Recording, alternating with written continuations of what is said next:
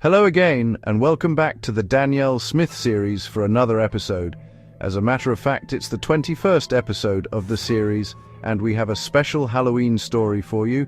This is Danielle Smith's spooky Halloween adventure. Danielle Smith always looked forward to Halloween because for her, like all children her age, she loved dressing up and eating sweets. She was 9 years old, I must ask you to remember, and she had her Halloween costume for that.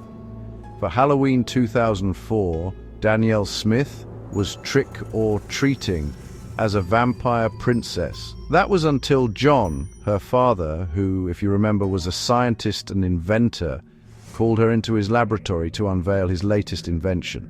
What is it, Dad? She was looking at what looked like a life-size jack-o'-lantern that had been hollowed out. He helped her up into the pumpkin to show her how it worked. The amazing thing was, this wasn't an actual jack-o'-lantern, but a machine that transported a passenger into any holiday-themed world of your choice. She was amazed to learn that and was excited to test it out. John helped her get seated and secured.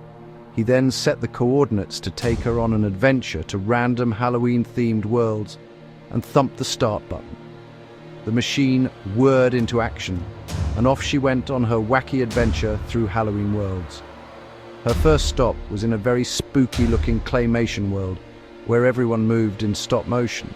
She still had her own body, but not for long, as she transformed into a claymation model, and her movement became jerky as though she was animated with stop motion. This was very spooky, but she loved it wasn't long before she was spooked by one of the locals of the world she was visiting, so she rushed back to the machine, and off she went again. She transformed back into herself. Soon after, the machine stopped in an anime world in which a group of people were hunting down monsters. She climbed out into the anime world, transforming into an anime body, and ran off to join the monster hunters with the weapons she was now magically equipped with. By the time she'd helped to slay the last monster, she returned to the machine and off they went. She transformed back into herself as they approached her own world and landed back in the laboratory. John asked how it had gone as he helped her off the machine and they entered the house. She told him all about it and how much she loved her adventure.